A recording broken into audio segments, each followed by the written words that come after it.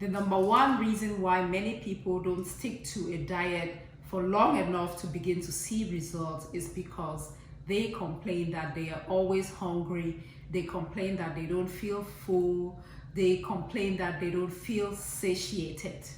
In today's video, I'm going to be sharing exactly what you need to be doing to ensure that you curb your appetite, you feel full, you feel satiated, so that you can sustain the caloric deficit required to lose weight. Hello everybody, warm welcome back. How is your day going? I hope your day is going great. In today's video, we're going to be talking about protein. This is episode 8 in the series, What You Should Know About Weight Loss.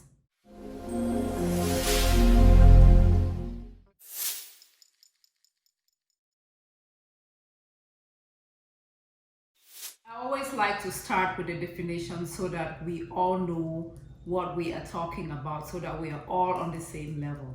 So what is a protein? A protein is one of the 3 macronutrients. We have protein, we have carbohydrate, and then we have fat.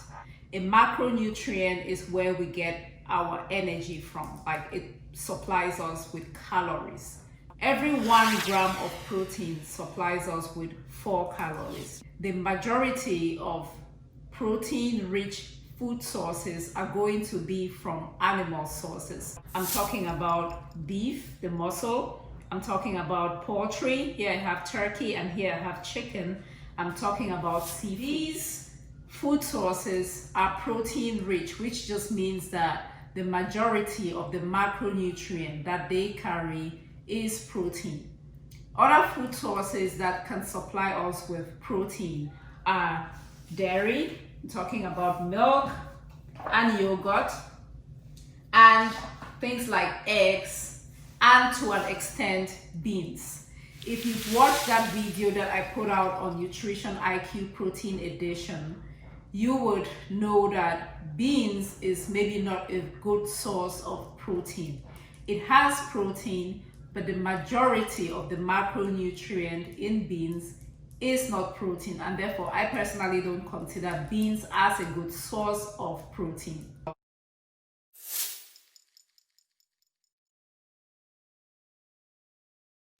When you're trying to eat for weight loss, usually you don't eat a lot of food, and when you are hungry or when the food is not pleasurable, when you don't feel satiated, what happens is you are always thinking about food, you keep eating, and then there's a chance that you can overeat. I say that to say protein is one of the most satiating macronutrients. It is one of the most satisfying macronutrients. If you want to curb your appetite, if you want to boost satiety, if you want to keep your energy levels stable, you want to include protein in a diet that tries to manage weight. It also helps with muscle building, muscle maintenance, and it helps to prevent muscle loss. You know, when you're trying to lose weight, you want to preserve your muscle because that is the metabolically active tissue, and you want to lose fat. But sometimes we end up losing muscle as well as fat, which is not a good thing. So you want to include protein in your diet to help maintain or to help prevent that muscle loss that comes from a reduced calorie diet.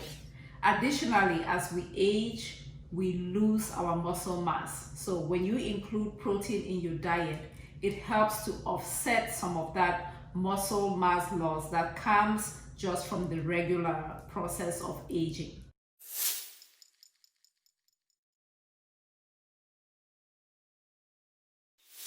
When you eat a diet that is rich in protein, what happens is when it gets to your gut, it triggers a release of some hormones that help to trigger that feeling of satiety, that feeling of pleasure.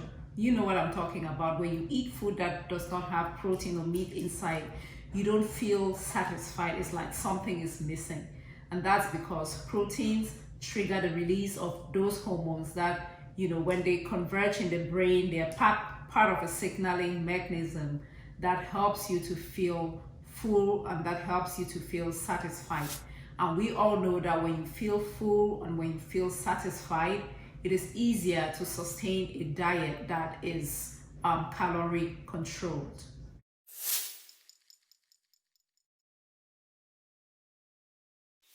Research has shown that the amount of protein that will trigger that satiety in a diet that controls for weight is 30% of your daily caloric allowance for weight loss. I know most of us don't like to do math because at the time that we're eating food and not 30% of some calorie allowance. So don't worry, as always, I'm going to show you how that looks like on a plate.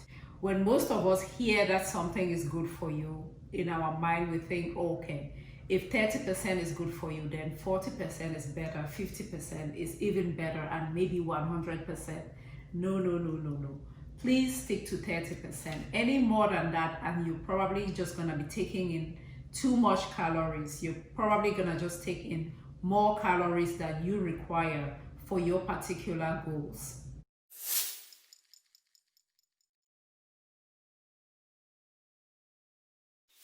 Okay, so how do you apply this? Include proteins with every meal.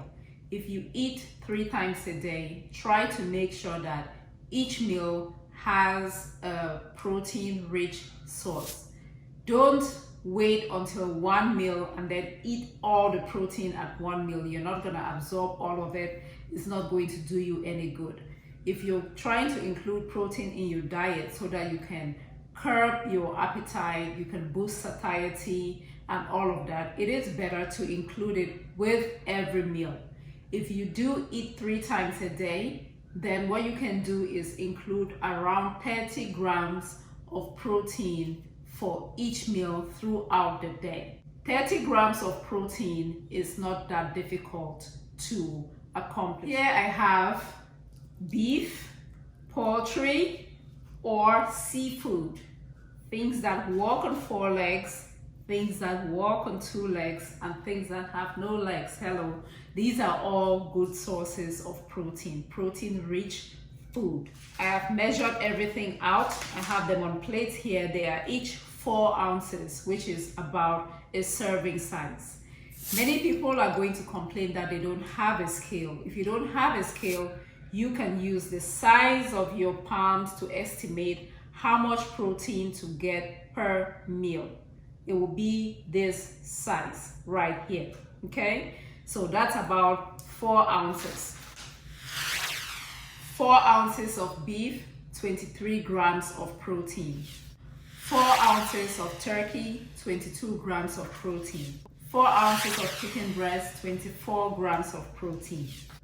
4 ounces of fish, about 20 grams of protein. By now, we all know that shrimp does not make you have high cholesterol. Cholesterol from food does not equate to cholesterol in your system, okay? 4 ounces of shrimp, about 15 grams of protein. So feel free to enjoy your shrimp. The incredible edible egg. 1 egg is about 6 or 7 grams of protein. So if you have 2 eggs, you're getting around 15 grams of protein.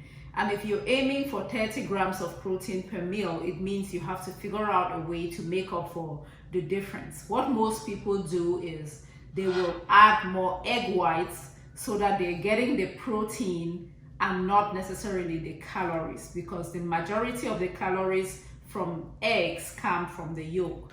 It is not that the egg yolk is unhealthy or anything like that. It is high in calories, and if you have too much of it, chances are you're gonna go above the calorie allowance required for weight loss. And therefore, what you can do is, if you're gonna have like an omelette, you can crack 2 eggs and then add additional egg whites to make up for the proteins without necessarily adding on additional calories.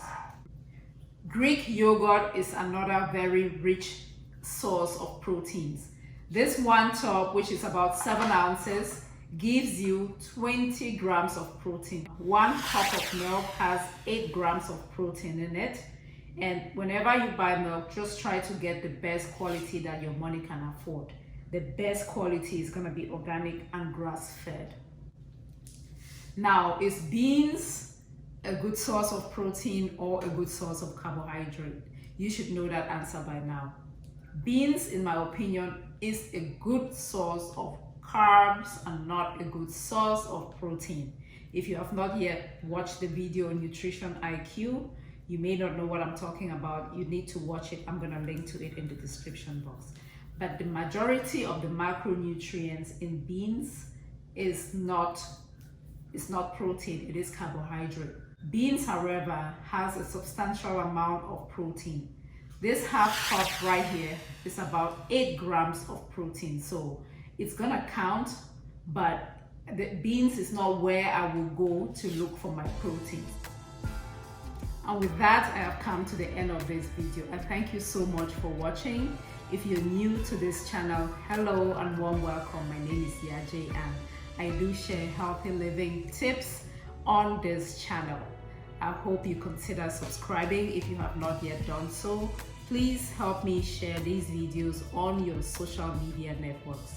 I thank you all for the support. Tribe members, hello, I see you all. Thank you for always watching.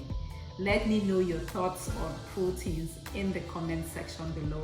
Let us continue the conversation. Until next time, bye-bye.